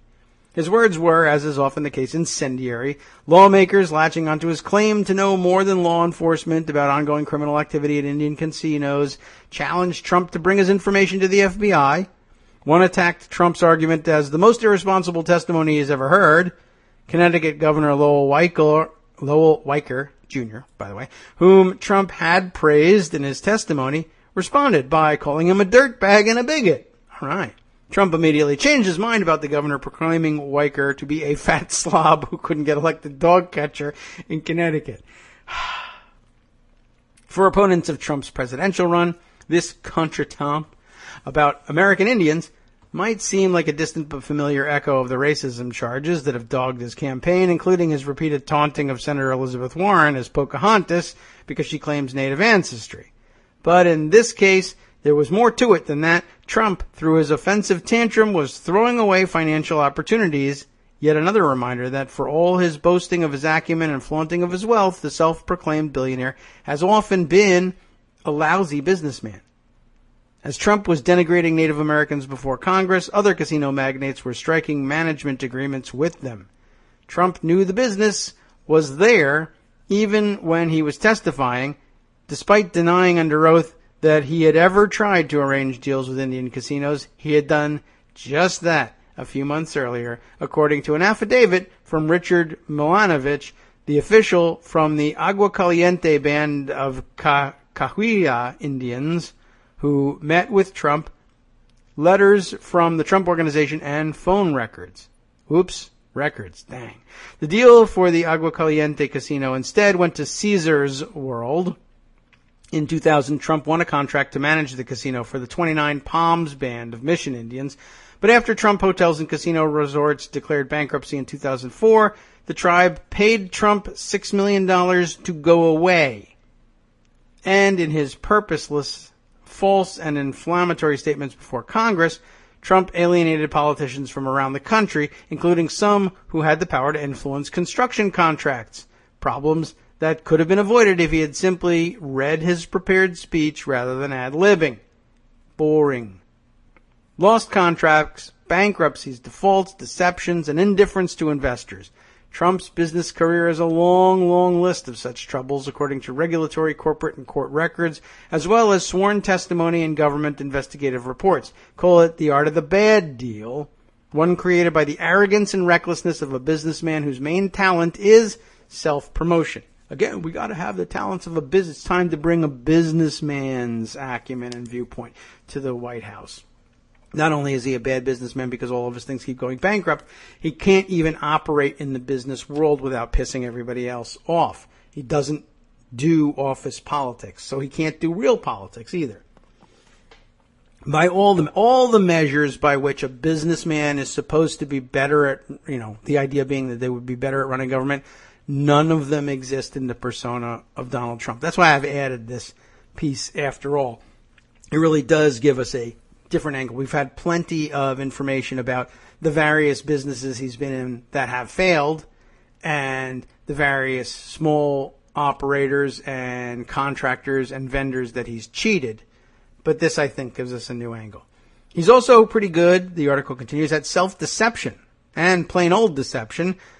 Trump is willing to claim success even when it's not there. We certainly have seen that before, according to his own statements. I'm just telling you, you wouldn't say that you're failing, he said in a 2007 deposition when asked to explain why he would give an update assessment of his business even if it was in trouble. If somebody said, "How you doing?" you're going to say you're doing good. Perhaps such dissembling is fine in polite cocktail party conversation, but in the business world it's called lying. Or, of course, it can be termed fraud and deception as well. And, when you're being asked to give a real assessment of the state of your business, either to regulators or during due diligence, etc., you can't just say, well, in a cocktail party I would lie, so I might as well lie here. Same thing. I mean, the guy sees no boundaries, so naturally he would do the same thing in government, which is also a problem. And while Trump is quick to boast that his purported billions prove his business acumen, his net worth is almost unknowable given the loose standards and numerous outright misrepresentations he's made over the years. In that 2007 deposition, Trump said he based estimates of his net worth at times on psychology and my own feelings. But those feelings are often wrong. In 2004, he presented unaudited financials to Deutsche Bank while seeking a loan, claiming he was worth $3.5 billion. The bank concluded Trump was, to say the least, puffing.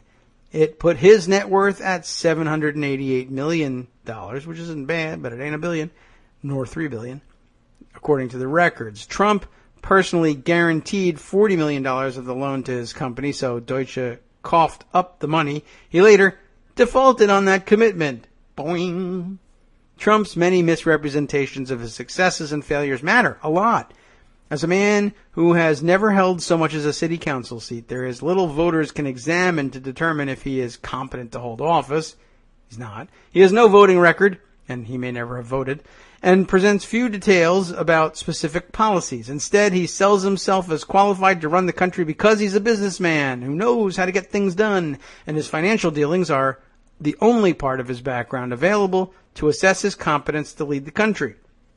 And while Trump has had a few successes in business, most of his ventures have been disasters. So how is he rich? Because he inherited a great deal of money, and there's nothing you can do to stop the accrual of interest. So, how did he become rich? Dependent on daddy. That's the next section here. When he was ready for college, Trump wanted to be a movie producer. Perhaps the first sign that he was far more interested in the glitz of business than the nuts and bolts. He applied to the University of Southern California to pursue a film career, but when that didn't work out, he attended Fordham University. 2 years later, he transferred to the Wharton School of Business at the University of Pennsylvania and got a degree in economics. He wanted a job that would get him money and girls. And when it didn't work out in the film industry for him, or he never even got started there, I guess he figured out, well, if I'm just a rich developer, if I'm rich and glitzy and glamorous and ride around in things made out of gold, I can get girls that way. Trump boasted when he announced his candidacy last year that he had made his money the old-fashioned way.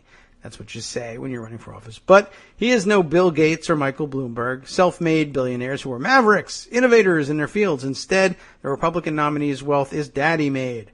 Almost all of his best-known successes are attributable to family ties or money given to him by his father. A lot of the failures, too. The son of wealthy developer Fred Trump, as you know, he went to work for his father's real estate business immediately after graduating from Wharton and found some success by taking advantage of his father's riches and close ties to the power brokers in the New York Democratic Party, particularly his decades-long friend Abe Beame, former mayor of the city. Even with those advantages, few of Trump's initial deals for his father, were busts based on the profits. Anyway, the first project was revitalizing the Swifton Village apartment complex in Cleveland, which his father had purchased for $5.7 million in 1962. After Trump finished his work, they sold the complex for $6.75 million, which, while appearing to be a small return, was actually a loss in constant dollars. The apartment buildings would have had to sell for $7.9 million to have earned an actual profit. Still, Trump happily boasted about his supposed success with Swifton Village and about his surging personal wealth. He already ached to be part of the Manhattan elite rather than just be known as the son of a Brooklyn developer. So in 1970, he took another shot at joining the entertainment business by investing $70,000 to snag a co-producer's credit for a Broadway comedy called Paris is Out. Once again, Trump failed. The play bombed, closing after just 96 performances. Probably not his fault, just didn't work out. Doesn't have an eye. The next year, he moved to Manhattan from the outer boroughs, still largely dependent on Daddy. In 1972, Trump's father brought him into the limited partnership that developed and owned a senior citizen apartment complex in East Orange, New Jersey. Glamorous East Orange, New Jersey. Fred Trump owned 75%, but 2 years later shrunk his ownership to 27% by turning over the rest of his stake to two entities controlled by his son. Another 2 years passed, and then Fred Trump named him the beneficiary of a $1 million trust that provided him with $1.3 million in income, in 2015 dollars, over the next 5 years. In 1978, he boosted his son's fortunes again, hiring him as a consultant to help him sell his ownership interest in a real estate partnership to the Grand Corps Company and Port Electric Supply Company. The deal was enormously lucrative for Donald, particularly since it just fell onto his lap thanks to his family. Under the deal, Grand Corps agreed to pay him an additional $190,000, while Port Electric kicked in $228,500. The payments were made over several years, but the value in present-day dollars on the final sum he received is $10.4 million. In other words, they paid him, because his dad was making the sale, I need you to pay my son as a consultant in the deal. He doesn't know what he's doing, but I need you to pay him. Just roll it into the price. Okay, fine. Despite having no real success of his own, by the late 70s, Trump was swaggering through Manhattan, gaining a reputation as a crass self-promoter. He hung out in the fancy night spot Le Club, where he was chums with prominent New Yorkers like Roy Cohn, the one-time aide to Senator Joe McCarthy, who was one of the city's most feared and politically connected attorneys. That's Cohn, not McCarthy. Cohn became one of the developer's lifelong mentors, encouraging the pugilistic personality that showed itself all the way back in second grade when Trump punched his music teacher. My goodness. Soon Trump gained the public recognition he craved. Through a wholly owned corporation called Wembley Realty, Trump struck up a partnership with subsidiaries of Hyatt Hotels. That partnership, Regency Lexington, all kinds of names all over the place, purchased the struggling Commodore Hotel for redevelopment into the Grand Hyatt New York, a deal Trump crowed about when he announced he was running for president. He failed to mention that this deal was once again largely attributable to Dad, who co-guaranteed with Hyatt a construction loan for $70 million and arranged a credit line for his boy with Chase Manhattan Bank. The credit line was a favorite of the Trump family, which had brought huge profits to the bank, according to regulatory records. The revolving loan was set up without even requiring a written agreement. Topping off the freebies and special deals that flowed Trump's way, the city tossed in a 40-year tax abatement. Trump's success with the Hyatt was simply a result of money from his dad's bank, Hyatt, and the taxpayers of New York City. Despite the outward sign of success, Trump's personal finances were a disaster. In 1978, the year his father set up that sweet credit line at Chase, Donald's tax returns showed personal losses, remember when we could see his tax returns in those days, of $406,386. That would be $1.5 million in present-day dollars. Things got worse in 1979. He reported an income of negative $3.4 million. That'd be $11 million today. All of this traced back to big losses in 3 real estate partnerships and interest he owed Chase. With Trump sucking wind and rapidly drawing down his line of credit, he turned again to Dad, who in 1980 agreed to lend him $7.5 million. Remember what the small loan he started with of $1 million? Here's another $7.5 million. All of those names and numbers can grow confusing for voters with little exposure to the business world. So, to sum it all up, Trump is rich because he was born rich. And without his father repeatedly bailing him out, he would have likely filed for personal bankruptcy before he was 35.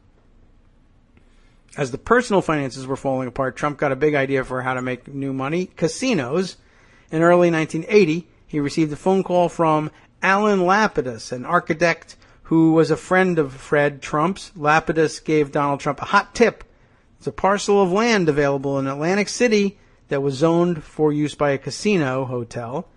Gaming had just been legalized in New Jersey in 1978, and casinos in Atlantic City were already reporting big business.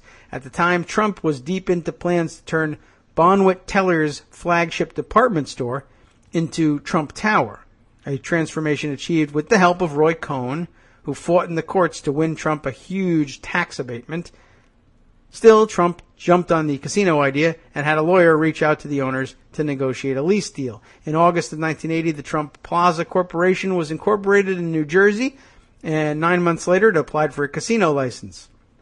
Trump wanted to build a 39-story, 612-room hotel and casino, but the banks refused to finance his adventure, so instead he struck a partnership with Harrah's Entertainment, in which the global gaming company and subsidiary of Holiday Inn Incorporated put up all the money in exchange for Trump developing the property.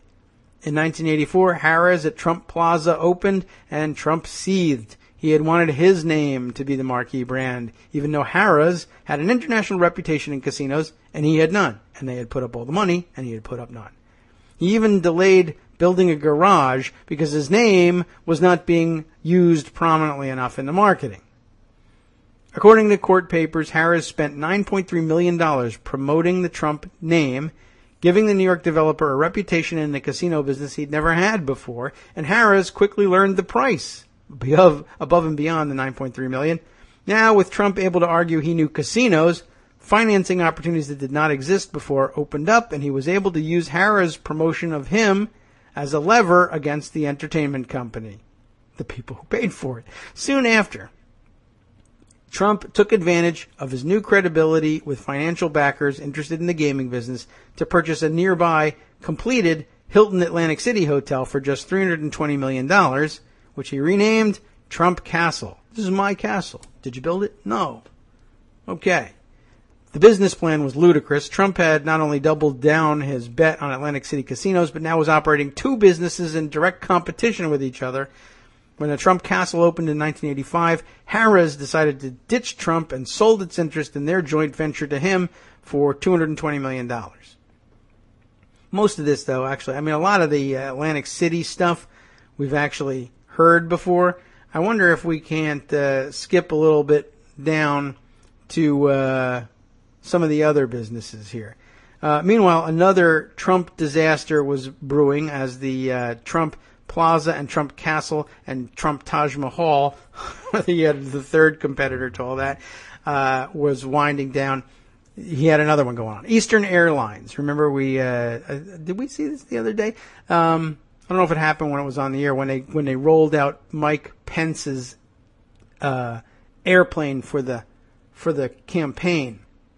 I think it happened after we were off the air that day, but it was painted as you could see it was an old Eastern Airlines jet, which was amazing to me. I didn't think Eastern Airlines was operating anywhere in the country, but apparently a new version of Eastern Airlines is out there and operating mostly as a charter. I thought what my first struck me was, oh my God, did he bring out like a mothballed Trump shuttle jet to give to Pence? But turns out not to be the case.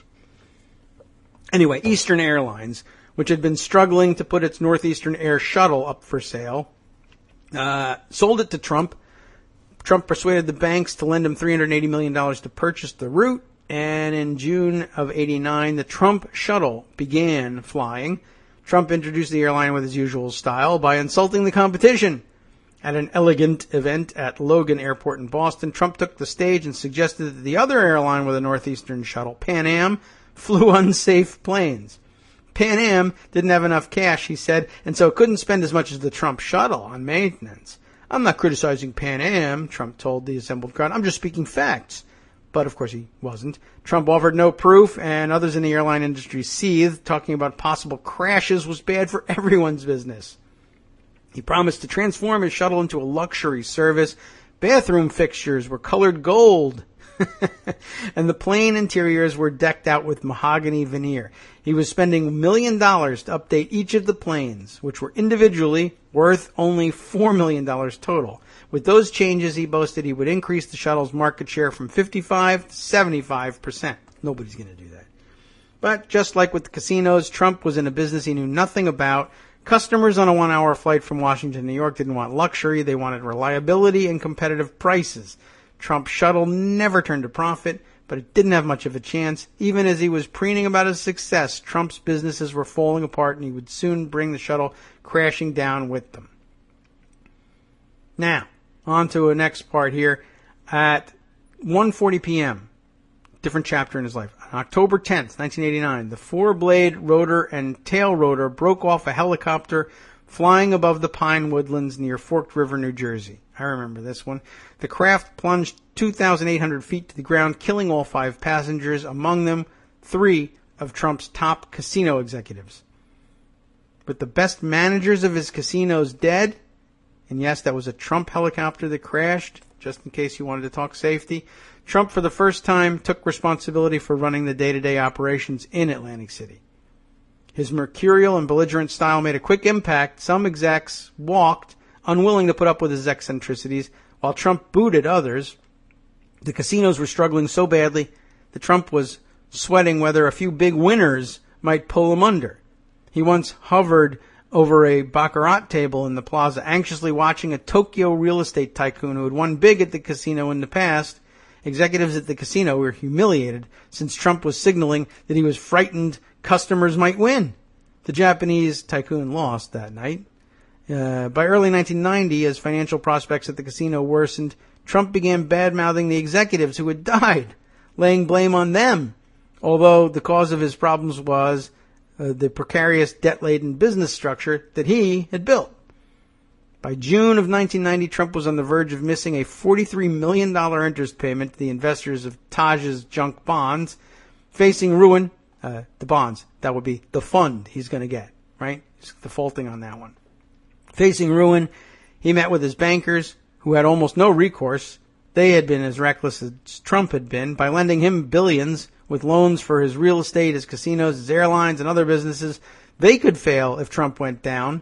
So the banks agreed to lend him tens of millions more in exchange for Trump temporarily ceding control over his multi-billion-dollar empire and accepting a budget of $450,000 a month for personal expenditures, the original too big to fail. In August, New Jersey regulators prepared a report totaling Trump's debt at $3.4 billion, writing that a complete financial collapse of the Trump organization was not out of the question. In September, Trump informed his bankers that he would not be paying the $1.1 million in interest due and asked that they defer $245 million of future loan payments. Once again, the banks could do little but agree. The shuttle business was put up for sale, as was his $29 million yacht, the Trump Princess. In 1992, Trump defaulted on his debt for the shuttle and turned it over to his creditor banks. By December, Trump was on the verge of missing an interest payment on the debt of Trump Castle, and there was no room left to maneuver with the banks this time. So just as he had in the past, Trump turned to Dad for help. According to New Jersey state regulatory records, on December 17, 1990, Fred Trump handed a certified check for $3.35 million payable to the Trump Castle to his attorney, Howard Snyder, who went down there, opened an account in the name of Fred Trump. The check was deposited into that account. A blackjack dealer paid out $3.35 million to Snyder in gray $5,000 chips. Snyder put the chips in a small case and left. No gambling took place. The next day, a similar loan was made, except by wire transfer rather than by check, for an additional $150,000. Can you imagine asking for another $150,000 on top of that? Why? This surreptitious and unreported loan allowed Donald Trump to make that interest payment. The castle later settled charges by the Casino Control Commission of violations for this escapade and paid a $65,000 fine. So that's it, right? The extra $150,000 was for the fines, plus a little extra to go out and play with. It didn't matter. Trump's casino empire was doomed. A little more than a year after the opening of the Taj, that casino was in bankruptcy court and soon followed there by the Plaza and the Castle. Under the reorganization, Trump turned over half his interest in the business in exchange for lower rates of interest, as well as a deferral of payments and an agreement to wait at least 5 years before pursuing Trump for the personal guarantees that he had made on some of his debt. Total debt remained huge, weighing down the reorganized company for years. In 2004, Trump Hotels and Casino Resorts, the new name for Trump's casino holdings, filed for bankruptcy, and Trump was forced to relinquish his post as chief executive. The name of the company was then changed to Trump Entertainment Resorts. It filed for bankruptcy in 2009, 4 days after Trump resigned from the board. In his books and public statements, Trump holds up this bankruptcy as yet more proof of his business genius. After all, his logic goes, he climbed out of a hole so deep, few others could have done it. He even brags now about how deep that hole was. Trump falsely claimed in 2 of his books that he owed $9.2 billion, rather than the actual number, $3.4 billion, making his recovery seem far more impressive. Though he didn't really recover, so maybe not. When challenged on the misrepresentation during a 2007 deposition, remember this, Trump blamed the error on Meredith McIver, a longtime employee who helped write that book. Trump testified that he recognized the mistake shortly after the first book mentioning it was published. He never explained why he allowed it to appear again in the paperback edition, and even in his next book. McIver went on to garner some national recognition as a Trump scapegoat 9 years later, when Trump's wife, Melania, the undocumented immigrant, delivered a speech at the Republican National Convention that was partially plagiarized from Michelle Obama, the campaign blamed McIver. But despite all this supposed sloppiness, Trump has never directed his trademark phrase, "you're fired," at this loyal employee. All right, moving on to rich in name only. Let's just finish this up. We needed to feature this at some point. There'll be more, of course, garbage about Trump to come in the form of smaller stories. Huge corporate failures are the stuff of headlines, but Trump's mistakes in business have included plenty of small deals as well. In 2008, he defaulted on just a minor thing, $640 million construction loan for Trump International Hotel and Tower in Chicago, and the primary lender, Deutsche Bank, sued him. Trump countersued, howling that the bank had damaged his reputation. This guy, unbelievable, right? In a snarky court reply, Deutsche Bank said, Trump is no stranger to overdue debt. It's not that snarky. That's just true. The suit was ultimately resolved with Deutsche Bank extending the terms of the loan. Another lender, Fortress Investment Group, had to suck up losses from its foray into Trump's Chicago project. Trump had also based huge projects on temporary business trends. For example, for a few years during the George W. Bush administration, wealthy expatriates from around the Middle East flocked to Dubai. In response, Trump launched work on a 62-story luxury hotel and apartment complex on an artificial island shaped like a palm tree. You all know the one. But, as was predictable from the start, there were only so many rich people willing to travel to the United Arab Emirates, so the flood of wealthy foreigners into the country slowed. The Trump Organization was forced to walk away from the project, flushing its investments in it. Beginning in 2006, Trump decided to take a new direction and basically cut back on building in favor of selling his name. This led to what might be called his nonsense deals, with Trump slapping his name on everything but the sidewalk, hoping people would buy products just because of his brand. Trump hosted a glitzy event in 2006 touting Trump Mortgage. What a great time to get into the mortgage business. I guess it was in terms of cheating people. Then proclaimed he had nothing to do with managing the firm when it collapsed 18 months later. Trump tried again, rechristening the failed entity as Trump Financial. It also failed.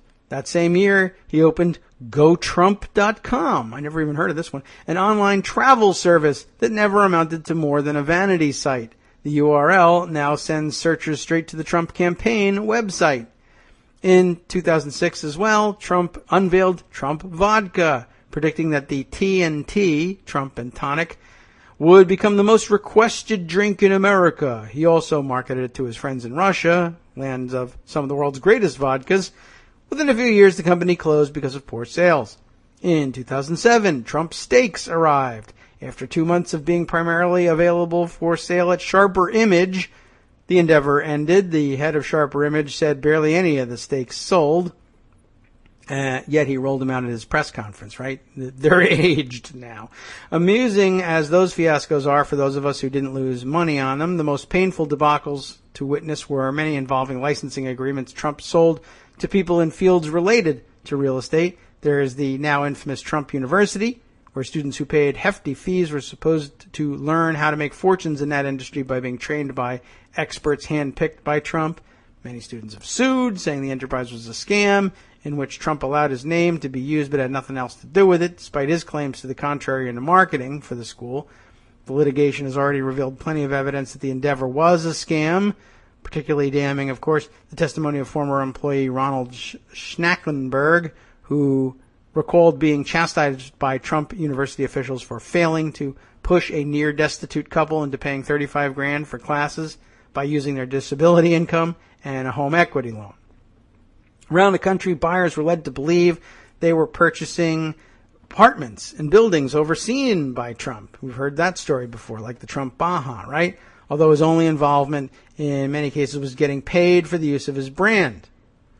There was Trump Baja, there was Trump Hollywood, a 40-story oceanfront condominium that he boasted would sell at premium prices and feature such luxuries as Italian cabinetry.